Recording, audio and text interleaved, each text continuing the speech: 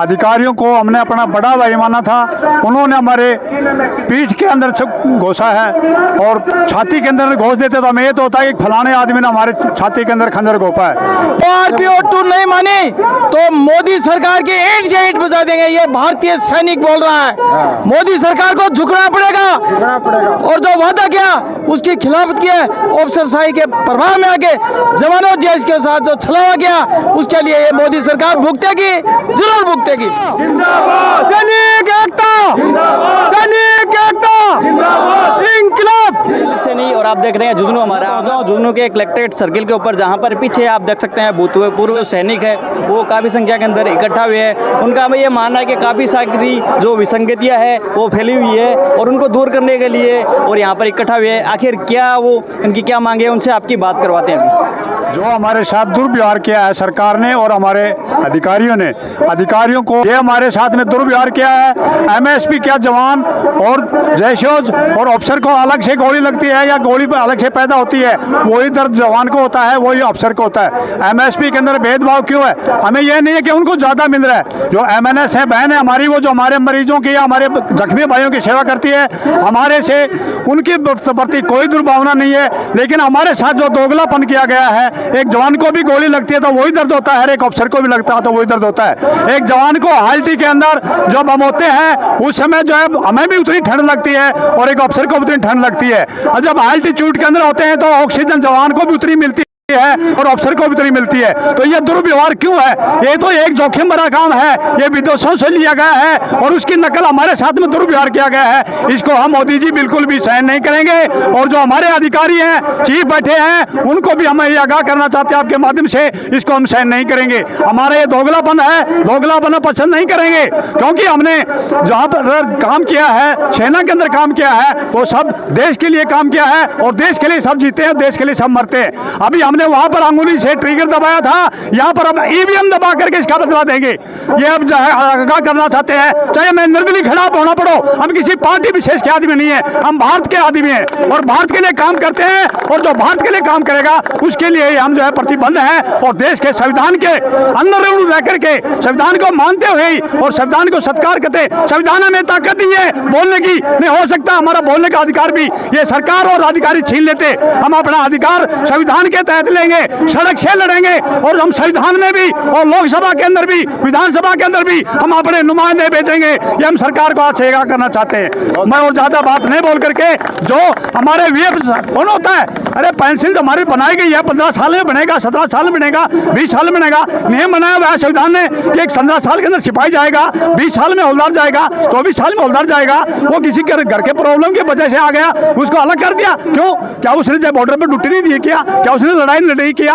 और जब एक जवान जख्मी हो जाता है तो एक अफसर को तो क्या पेंशन दे रहे हो आप, उसको क्या दे रहे हो? उनको डिस्बिलिटी बराबर क्यों नहीं है? इस डिस्बिलिटी को भी बराबर की जाए। श्रीमान आप मोदी जी, आपने जो याद करिए 13 में हमारे से जो वादा किया था, हम आपको धन्यवाद करते हैं कि 5 लाख फौजियों ने आपका सत्कार किया और आपको 15 में भी 19 में भी आपको जो हमने जो सम्मान दिया है, ये सम्मान छीनते हुए में देर नहीं लगेगी, ये छीनते हुए में देर नहीं लगेगी। और अफसरों आपको भी आगाह करना चाहते हैं, आपके घरों में जो आदमी बैठे हैं, जब यहाँ पर ईडी और सीबीआई चलती है तो हम ईडी और सीबीआई इन फौज के अंदर भी भेज देंगे। राजनीतिक चल जाएगी कि एक फौज के अंदर कितने आदमी उठाए जाए और उन आदमी में कितने आदमी एब्सेंट है, वो जो है आपको पता चल जाएगा कि जो दिल्ली में बैठे हुए हैं, जो आपके घरों में बैठे हुए हैं, वो लड़ने के लिए है, वो एक जो है आगे चलता है तो फार एंड सपोर्ट देने के लिए होता है। जब हमारा फार सपोर्ट छीन रहे हो, हमारे जवानों को जो आप कमजोर बना रहे हो, जब लड़ाई लड़ेगी तो हमें फार सपोर्ट कौन देगा? आप सुनिए,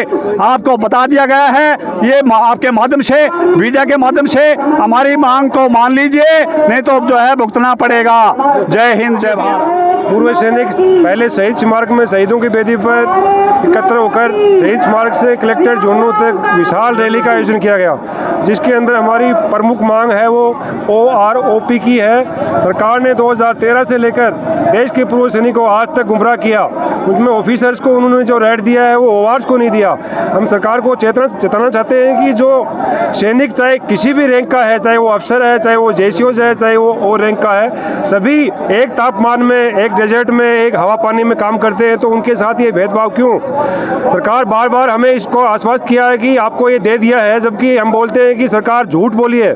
हमें आज तक ये OROP की पूरी जो भरपाई नहीं हुई है और इसके लिए आंदोलन खड़ा किया है। इसके साथ साथ पहले आपने देखा होगा राजस्थान सरकार ने हमारे कर्मचारियों के ऊपर एक जातिवार आरक्षण का एक नया फिटका फेंका है। हम चाहते हैं, हम सैनिक किसी जाति के नहीं है, न हमारे पास कोई जाति विशेष का कोई वहाँ पर ट्रेनिंग दी जाती है, ना भर्ती के समय ऐसा कोई मापदंड होता है। तो हम चाहते हैं कि सभी सैनिकों का जो आरक्षण है वो जातिवार न करके जैसे पहले था वैसा को वैसा वापस किया जाए। सैनिक आज अगर यहाँ पर पूर्व सैनिक कोई आंदोलन करता है, देश की सेना का मनोबल गिरता है, उन वहाँ पर जो आज बंदे हमारे काम कर रहे हैं उनके लिए भी एक ये बुरा संकेत है देश के लिए।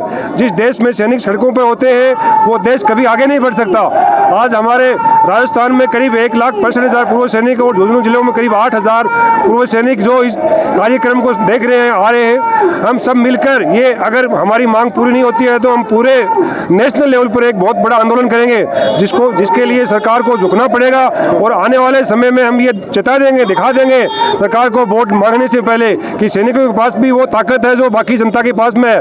हमारे लोकतंत्र के अंदर सैनिकों को अभी तक वोट का जो हक है वो लोग कमजोर करते जा रहे हैं। हमारे को जातियों में बांट के, हमारे को विभागों में बांट कर। हम सरकार से कहना चाहते हैं कि जो भी सैनिक है वो किसी ग्रुप का हो या किसी सेना का है, वो सब एक है। हमारे अंदर कोई भेदभाव नहीं है। हम जैसे सेना में एक दुश्मन देश के साथ में जंग करते हैं वैसे की वैसी जंग यहाँ भी हम कर सकते हैं। लेकिन आज तक हमने सरकार के सामने बहुत ही शांतिपूर्वक तरीके से हमारी मांगे पहुंचाई, लेकिन अब तक उसको कोई सुनाई नहीं हुई। इसलिए आज ये इतना बड़ा आंदोलन करके हम सरकार को चेताना चाहते हैं कि अगर अब भी नहीं होगी तो आने वाला समय हमारे लिए, हमारे देश के लिए घातक होगा। और हम अगर सैनिकों के साथ कोई खिलवाड़ होगा तो इस जिले के सैनिक और उनके परिवार कभी भी किसी भी सरकार को माफ़ नहीं करेंगे। हम सैनिक मिलकर हमेशा देश के लिए हमारा जो जीवन था वो सारा का सारा देश की सेनाओं में बिताया। अब आकर हमारे को ये देश के जो लोकतंत्र के अंदर नौकरशाही जैसा आदेश मिलता है, इससे हम खफा है। और हम चाहते हैं कि ये जो OROP का है ये हमारा तुरंत बहाल करके हम सैनिकों का मनोबल बढ़ाए सरकार, और ताकि ये सैनिक अपना जो आज तक का इतिहास है उसमें जैसे काम करते हैं आगे भी करते रहें। राजपाल फोगाट। आज पूर्व सैनिक और गौरव सेनानी इसलिए इकट्ठे हुए हैं, सैनिकों के वेतन में विसंगतियां पाई गई हैं और वन रैंक वैन पेंशन जो सरकार ने दिया है उसके अंदर नीचे नायक, हवलदार, सिपाही, नायब सूबेदार, सूबेदार मेजर, ऑर्डिनरी, लेफ्टिनेंट, कैप्टन, इन सभी को इस टेबल से एक तरह से गायब कर दिया गया है। 2.57 की जगह पर 2.81 देना चाहिए। शहीद वीरांगनाओं को जो सरकार की तरफ से नौकरी देनी चाहिए थी वो केस पेंडिंग है। सरकार की तरफ से जो मूर्ति वगैरह के लिए जगह देनी चाहिए थी वो सब चीज़ें पेंडिंग है। आज सभी गौरव सेनानी 8-10 हज़ार की संख्या में और माननीय प्रधानमंत्री जी, माननीय रक्षा मंत्री जी और माननीय थल सेना अध्यक्ष को ज्ञापन इस सैनिकों के द्वारा और ADM साहब के द्वारा दिया जा रहा है कि हमारी सरकार हमारी बातों पे गौर करे।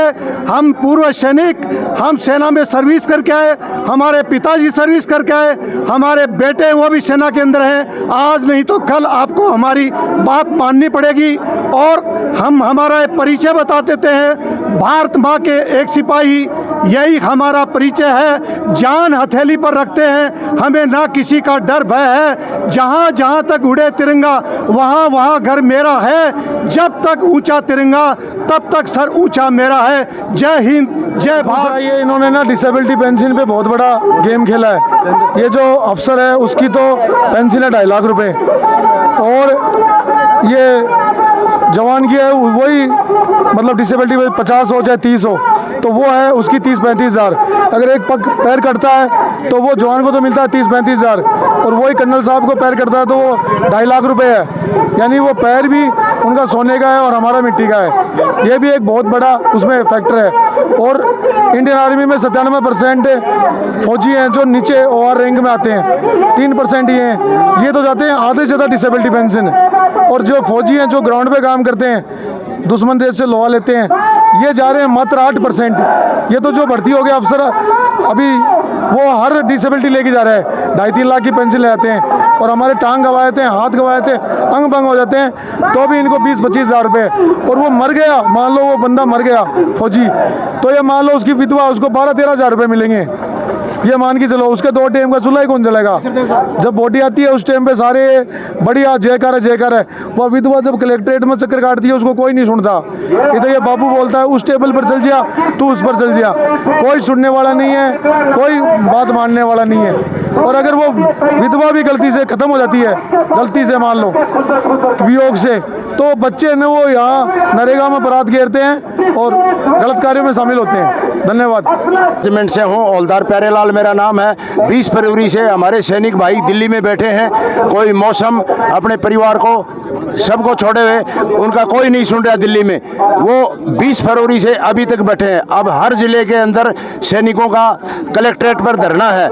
ये धरना हमारा रक्षा मंत्री, प्रधानमंत्री, राष्ट्रपति तक जाएगा। और तीनों महोदयों से हमारा निवेदन है कि जय जवान और जय किसान। जवान बिना सीमा नहीं है, किसान बिना खेती नहीं है। इनकी तरफ ध्यान दे, नहीं तो ये सरकार आने वाले 2024 में देखते रह जाओगे, आपको कुछ नहीं हुआ। हिमाचल के अंदर सैनिकों ने, पूर्व सैनिकों ने सिर उठाया और उनकी सरकार चली गई। अब राजस्थान में 2023 में विधानसभा के चुनाव हैं और 2024 में लोकसभा के चुनाव हैं। फिर देखते रहना कि सैनिकों ने तुम्हारे साथ क्या किया।